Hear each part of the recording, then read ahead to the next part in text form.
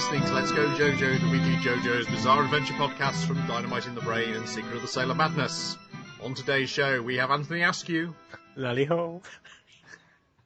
Got it in first. Dwayne Maloney. Hello.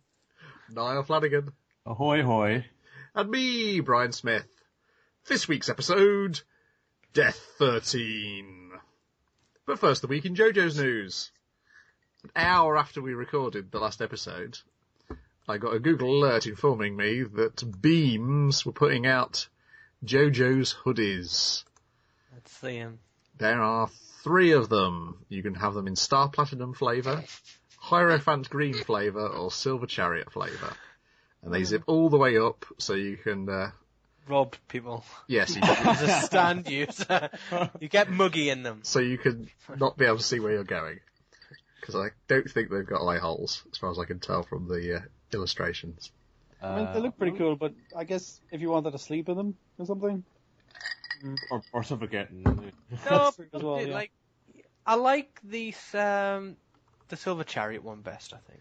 I like the Hierophant Green one best, I think. I'm leaning towards the Hierophant Green as well, even though I actually it's kind of growing on me now. I thought the pattern was could have been this is a bit garish, but it's actually there's a bit of It's quite nice.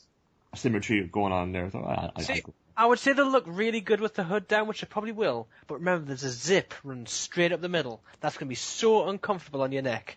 You'd have to zip it all the way up there. No, that's what I'm saying, though. Even when it's down and pulled back like a hood, that's going to be, it's going to be there. You're going to... If you have long hair, it does get caught in zip. Exactly. Yeah. Exactly. Yeah. That is your worst nightmare.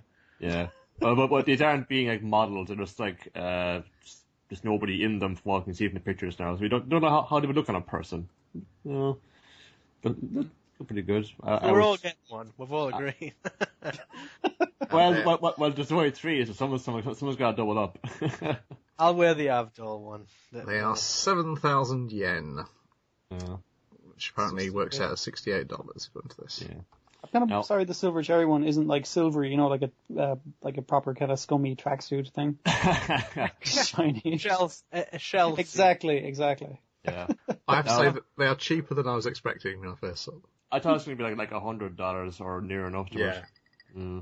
But that's okay. I've considered that. That's like 50 odd euro. What's the price? 50 euro even, I think. I'm just going to spitball that. I have no idea about conversion If you rates. want to make a quick buck, I would advise getting all 3, because I know there was some League of Legends hoodies that were very similar, that they only did a limited stock, and they were like £50, $50, and then they were selling for 200 because everybody suddenly wanted them. So, Right. there Now, you go. we're not at this point in the anime yet, but they're going to miss a trick if they don't make a hoodie based on cream, which is like the stand of vanilla ice, and part of the gimmick of them is like so you have like his stand kind of like consumes him, and his face is poking out of his stand that's floating around. So That sounds good. they gotta do something like that. Do you think they'll make the world hats, which you can pull down over your eyes? Well, you can easily do that with your average cereal box, so I don't think you'd really need to. It's easily replicated It at could home. be like the JoJo's brand cereal that you just empty the box and then you put it on your head. Oh, that'd be good. Again, Good patent these ideas. It's a good thing we're getting them down on record like this. The date is August 8th, 2014. The time is 19:15 in the evening. 1935, I think. 1915. We're 24 hour here. So I know. Internet, don't steal this idea, okay? It's already too And then- late. And Somebody's already stolen it. the other bit of news I had was that on the 30th September, or at least that's when Amazon Japan have got it in, there will be a 3D jigsaw puzzle of the Stone Mask. Ooh. I shall put a link in the description. I'll put It's a lot duller than I could have. I mean, It's stone. stone mask, I know, but that looks so dull. If that's the same price, that's $68. Or no, slightly less. Yes. Yeah. Does it work? It's You want to try it? really difficult. It's 57 pieces, so... Yeah. It'll turn into a vampire, but it doesn't have a slot for the red stone of Asia, so you can't be a super vampire. Oh, yeah. Or the ultimate being. See, I think I would look really shitty on my wall. Because that's the idea. Surely you build it up and you put it on your wall. Yes. Well, you need a fabulous mansion to put it in. Or you wear it. Just wear it. That's what I would do. Maybe it looks really realistic in person. I'm not... Assuming it's the scale. Is it the scale? I don't I hope so. Oh my god, if it's not freaking like the size of, a It's mask. actually a key ring. That'd be a tough puzzle to put together. Apparently it weighs almost a kilo, so... Oh, yeah, okay. It's made of stone after all. The close-up pictures suggest otherwise. It's kind of grown on me. I can't... Well, it will be once you put it on your face. Yeah. And then put blood in it, yeah, sure. Is there writing on the inside? No, it's jigsaw pieces. Yeah, there is writing on the inside, yeah. Oh, is there? I'm sorry, Dwayne. Oh. Yeah. What's it say? It says it in, I don't know, whether it's in, whatever they were called. God, I forgot what their race was now. Pillarmenese. That's it, yes. Pillarmen language, maybe, I don't know. Or whatever, Aztec, whatever their thing was. Yeah, possibly. I think we should stop looking at this mask. That's what I'm doing. That's Hypnotising us. eyes. Yeah, it is. Telling you, buy me. Can we actually buy from the Japanese Amazon store? I think it's supposed to be easier now. I've not tried it since I've heard it's supposed to be easier, but I don't know. Definitely try it with this. I want to buy some stuff now. I don't know. Righty-ho, that's it for Google News now, JoJo's News. So I'm looking at the word Google in front of me and just saying what I'm seeing. Say what you see. Sponsored by Google. Yes. Okay, have anyone else got any JoJo's News? Nope. I've been listening to the soundtrack compulsively for the last couple of days because it's really good. I just found like a playlist on YouTube and I've been putting it on like all the time. And it's pretty good. We've heard that already from watching the show, so we already knew that. I consider getting the CD whenever it's out. It is a good soundtrack. It's the guy Yugo Kanno who did the soundtrack. The only thing I know him from really is Birdie the Mighty Decode, which was very bombastic, very superhero-y as befit the content, and it's similarly on bombastic form with Star Crusaders. I quite enjoy like Virtuous Pope, which I think is like Kakion's like theme. It's pretty good. Getting pumped up. Pumped up for the show. Okay, so let's get pumped up for Death 13. My job. It must be Anthony's turn. It is. It must. I'm sure I've only done like one this entire series of shows. Anyhow, No, you've done plenty because you've on some episodes you've leapt in saying I want to do the synopsis for this. have one. I? Yes. I think it's for the ones when you've gone. This is my favouriteest episode ever. Well, I think this may be my favourite episode. So it's I'm just saying. So where to begin? Other than Kakien wakes up in a dream in a strange theme park with babies crying and a nice dog comes over to greet him.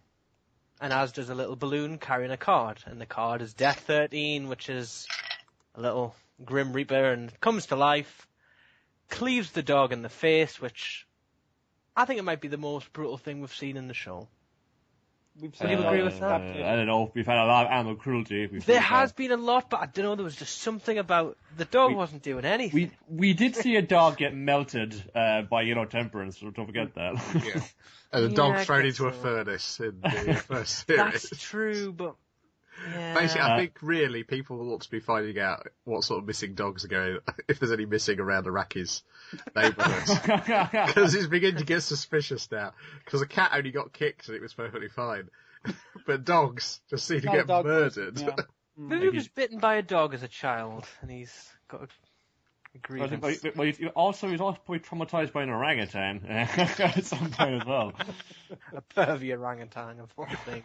Anyway, so he wakes up and Polnareff's there at his bedside and acting real childlike, and ooh, what did you dream about? And he says he had a nightmare. And basically he steps outside. There's actually a real dead dog.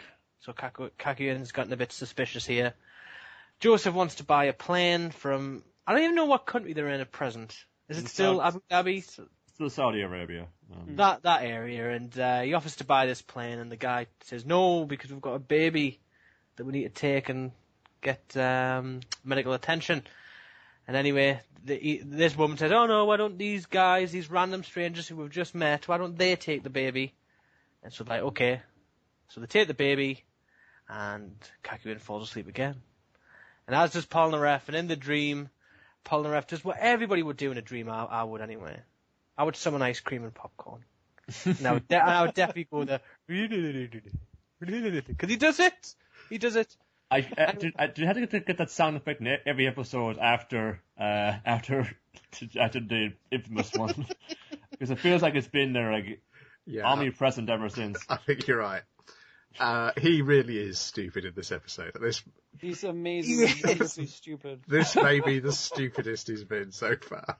But I get his logic, the fact that he's in a dream, so what's going on? Then again, he knows what stands are, so why would he... Yeah, and Kakyoin points out they're in the same dream. That's not normal. But the thing is, though, somebody else in the dream may say that in a dream.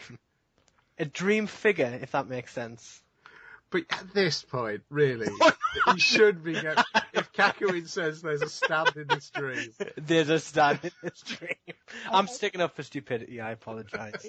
It's also the thing of Polnareff wasn't he the guy to suggest that maybe there's a mirror universe, but he doesn't believe there might be a stand in a dream. That is true. That's true. Like they're both born of the mind, you know, it's not above the realms of reason to make that connection. But no, Polnareff eating popcorn and ice cream. This is convenient and lucky. He doesn't care about the dead dog. Hanging out with the dead dog. Flapping its ears around. Flapping its ears, yeah, that was... In fact, yeah, that's the worst thing I've seen. Oh, on the brink of death, you know, death comes out the card and great, like, kind of clown design and a fantastic voice. Does anybody know who does the voice? It's Pikachu! It's Pikachu! Is it? It's Ikue Atane. Oh, Voice of Pikachu, Tony Chopper, awesome. Gash Bell, Poyo. I think I first heard her in Escaflowne as the cat girl in that. As soon as you said Chopper there, I was like, that does sound like Chopper whenever he's embarrassed about being complimented. It is the best casting yet. I think it's the best episode yet. This is perfect. So, I don't know how, but I don't know why. Did they give a reason? But Joseph and Jotaro want to wake Polnareff up the throne. It's because the baby crapped itself. Oh yes, of course. So they're going to make him do the change it. Because he's great with toilets. And well, Joseph's flying, and Jotaro is a moody teenager, so he's not going to do nothing. So, exactly. So he's awoke. We see a horrible little brown smudge in the baby's nappy.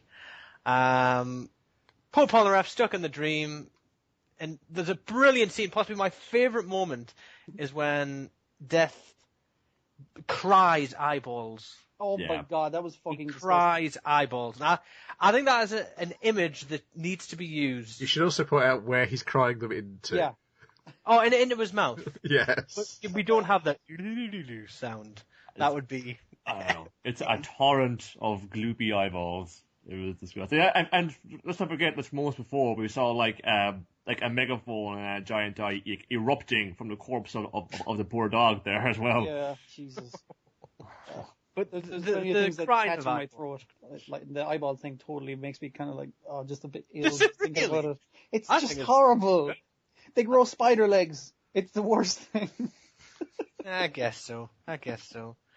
But Kakyoin thinks he can get out of the dream, or does he, by kind of cutting his arm, and he's cutting himself in the arm, and Death says, no, that ain't gonna matter, and just as he's about to crush his heart and make it look like a heart attack, Joseph crashes the plane into a palm tree. And I don't know why, but why is there a palm tree here? I'm sure that's what they say. It's not even just a case of I didn't see it. And then Jotaro says something like, I guess this is real, as if you'd be thinking this was a dream as well. Sort of addressing the reader, or the viewer, in this case. And then they're on this kind of crash landed, chopper, and they've got a campfire. And the genius moment, Kakyoin thinks he's kind of going a bit crazy because they can't remember from the dream, and he pulls back his sleeve, and he's got baby stand etched in his arm. That's the perfect clue. That is so clever of him to do in the dream. So at least it was him who did it. Because I kind of would have loved to have seen Polnareff do something similar and then completely misunderstand what he'd written on his arm when he woke up. Oh, the baby wants to stand. Also, let's not forget the plane crashes during the day. We call back to the guys, and it's nighttime. That we're assembling their camp. And then Kakyoin was going, my arm kind of hurts. I wonder why. Like hours later, there's just letters carved into my arm. How did we miss that? He's stuck with that for the rest of his life as well. He has baby stand permanently scarred into his arm. People are going to say, why do you have baby stand into your arm? I was young and stupid. I didn't really think about it. They were a band I was really into. I was thinking it'd be a good band name. I used to be in the Manic Street Preachers. And then he picks up the baby, and I thought he was going to throttle the baby. I thought, he had it by the collar, or whatever. He did. I didn't know. I thought he was just going to beat it down. And thankfully, Joseph stops him. Well, no, not thankfully. It's a stand, so it's a stand user. And why is this not Death Part 1? It is Part 1. Yeah, it is Part 1. I didn't think it was listed as part. Was it? Oh, okay. Apologies. 'Cause I was thinking there wasn't closure. And that's it really. Cracking episode. Yeah, pretty fun. That baby's devious. He's out to get them. Initially, I thought maybe the baby was a vampire. Yeah, don't get it wrong. It's 11 months old. Don't get it wrong, because it got pissed off when they said it was only 3 months old. I guess that's like a thing when you say to a kid, "What are you, 5?" And it's like, "I'm 8, damn it." But this baby obviously keeps counting the months because that's all it's got. It doesn't even have a year on it. But I thought it was a vampire, but it kept being out in the sun, so I was like, oh, it couldn't be. It just has weird vampire teeth for no reason. It's one of its parents could be a human, the other one could be a vampire. What is this, Twilight? Come on. That gives him so much Blade. That's like Blade stuff. It gives him permission to... Well, not permission. It gives them the ability to be a daywalker. And he's named after a blues standard of exactly the same name. And what's his name? Manish Boy. That's a great name. Oh, that's horrible. Well, it's perfect. It's perfect. It is. And this is another villain who is woefully on the wrong track with their estimation of the Star Wars Crusaders. I heard they were clever. They're not really clever. They're just more lucky. They just kind of just power their way through things more than anything. I mean, Kakyoin is book smart, and JoJo is a bit street smart, but other than that, they're very, very stupid. Yeah, Joseph's cunning. Well, he's cunning, but he thinks he knows more than he does. Yeah, but he works well under pressure. Unless the pressure is flying a plane. What's Polnareff's claim to? No, he's just talented. Yeah. F8. He's the charmer of the group. The funny one. When they were taking off in the plane, he was waving to the guys for no reason. Oh man! He was great. Well, all the Gales are dead now, so he can sit back and relax until they get to Dio. Most of his concerns have been taken care of. True. But it's like a back a deal for making him a mind slave as well in the first place. Yeah. Yeah, they're in the desert. I didn't watch the preview for the next episode because I don't really want to know what's going to happen. Well, it appears to be a little bit of Kakyoin trying to convince them to beat up a baby, which I guess he needs solid evidence to do. And they're already aware of him. It was like when Kakyoin was a bit of a weirdo, maybe he's finally starting to snap, and maybe he's going to kill us all in our sleep. Whereas someone else entirely was going to kill them all in their sleep. Well, yeah, and every now and again, Kakyoin is an imposter or mind controlled. He's the one who's been most kind of compromised. Yeah. It's like maybe he's a stand user again. Or enemy stand user. And of course, it does beg the question, what are they going to do to a baby at the end of next week's episode? That's what I'm tie it to a rock and put a sign up saying, "This is a monk undergoing training." Oh, God. Yeah, what are they going to do? Because that is... Go and pinch him real hard, when Star Platinum's going to pinch him right in the arm. It's like, Not to be mean, but it is a baby. It'll be incredibly easy to beat up. You're not even supposed to shake babies. So. Pinch. Oh, it's so precise. It hurts so much. They may leave him in a playpen or something. I hope it's something light-hearted like that. I think this... Something really drastic. Throw him in a furnace. Well, they are in a desert. The baby's not going to survive very well in a desert. But I think the horror of this comes from two things, and that's Nightmare on Elm Street, obviously. Yeah. But also, I bet that it also came from him being on a plane and there being a crying baby on the plane. That's the scariest of all. It's like, oh, Jesus, it's a 10-hour flight. Well, kill that baby. Yeah, I'll get back at him.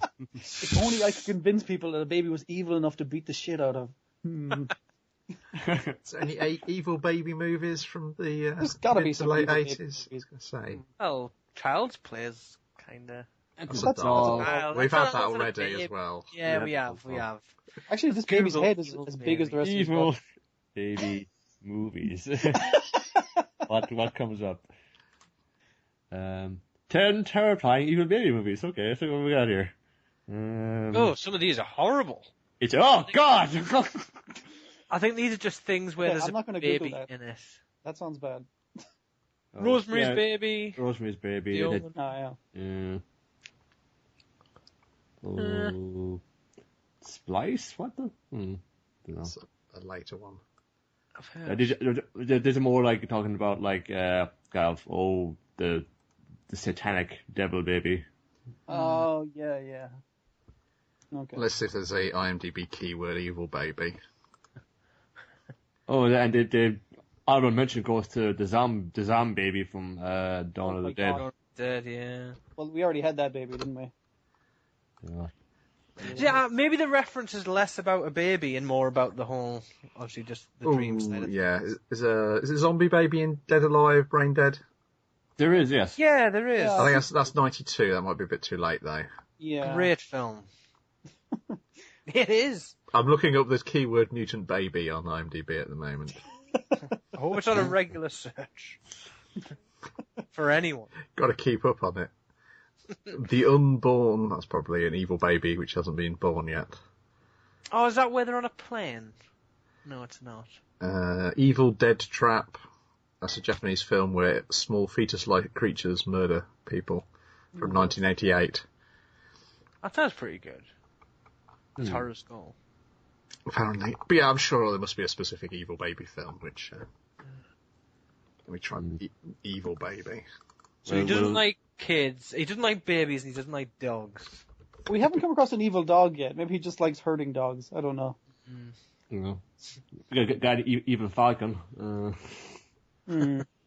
Actually, the thing with the dog, even though it was censored, you could see it's like, oh no, that's not good. It was horrible. There was very little point in censoring it. It looks worse censored than I bet without, because, can't imagine being any more detailed than what. I don't know. Ooh. I'm trying to think. There's a science fiction story with a mutant baby as the villain. I can't remember what it is now. Or it's a mutant who looks like a baby because the mutation has meant that it didn't.